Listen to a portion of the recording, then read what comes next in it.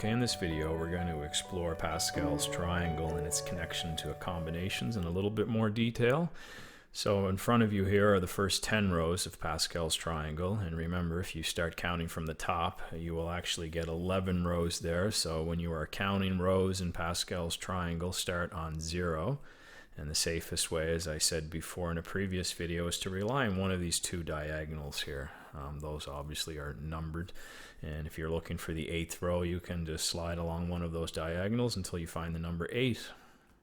And that would put us in this row here. That's the 9th physical row, but the 8th row in Pascal's triangle. And the reason we need to call that the 8th row, because in that row are all of the combinations beginning with 8. So we have 8 choose 0 all the way through until 8 choose 8. And I highlighted 8 choose 2 there because in the last video, if you've watched it recently, we needed to figure out what 8 choose 2 was. So if you have Pascal's triangle in front of you on a piece of paper in your notes, it might actually be faster than a calculator, at least for the first 10 rows or so. Okay, so those are the combinations. And again, make sure you understand that to find 8 choose 2, it's not the second number in that row. It's actually, as highlighted there, the third number in that row, because everything starts on 0 in Pascal's triangle. So 8 choose 0 is 1, 8 choose 1 is 8, and then to get the 28 is the answer we needed in our last example. Of course, there's 8 choose 2. It's the third number.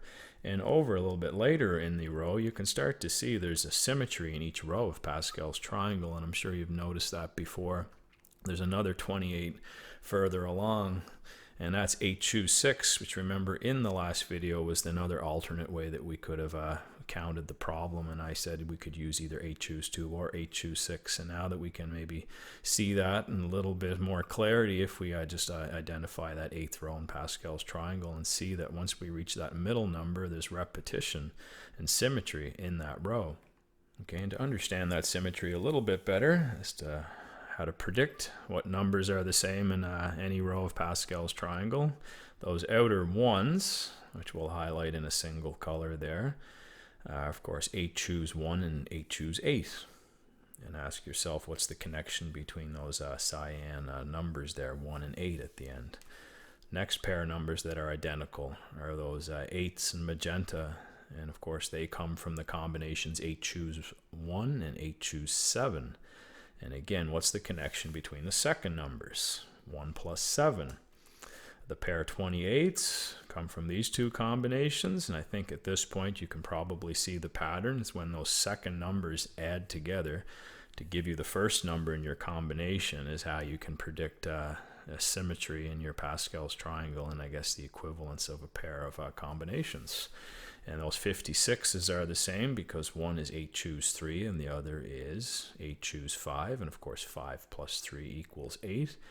We have only 170 here, and that's because 4 is exactly half of 8.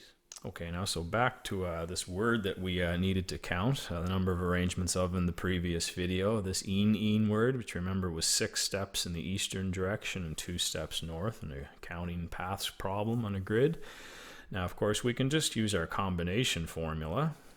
Remember that in the past couple of topics that we looked at in our counting methods chapter, that n choose r is n factorial over n minus r factorial, and also divided by r factorial. Remember, that is a permutation formula with an extra r on the bottom to remove order. So if we kind of follow that formula kind of blindly, I guess, if we want to calculate 8 choose 2, we end up with 8 factorial on the top and 6 factorial and 2 factorial on the bottom. And if we want to count 8 choose 6, it starts off looking a little bit different, and then after we do our subtraction on the bottom, we realize we still have an 8 factorial on the top and a 2 factorial and a 6 factorial on the bottom.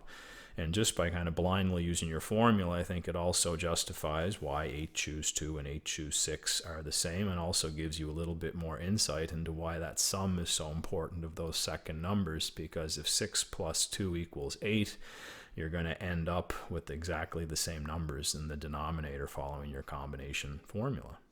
Okay, and finally, we're going to try to get a little bit more conceptual awareness, I guess, of why a combination is a natural fit when we're trying to count the number of ways we can arrange a word, letters in a word, such as een here.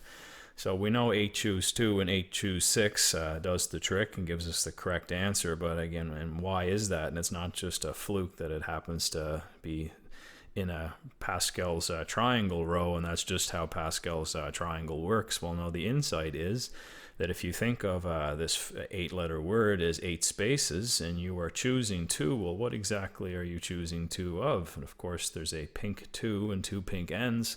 The reason this works is that you're asking yourself, well, of those 8 spaces here, how many ways can I pick exactly 2 of them to place ends in?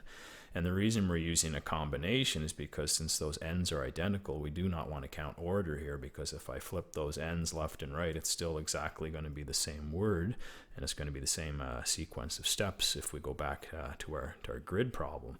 And just another way, of course, if we choose 2 of those 8 spaces where order is not relevant, hence the combination, and there may be in the middle 2 slots, and we don't need to do this because of course we know there's 28 possible ways that we can.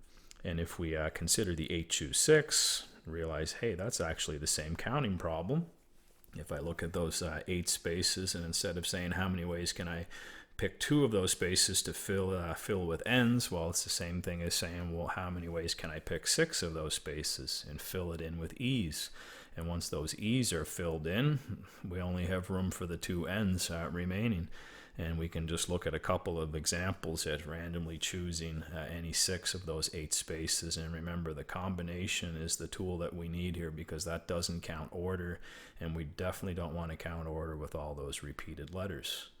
Okay, so hopefully that gives you a little bit more insight into how and why combinations are a natural fit when we're trying to count the number of paths in a grid.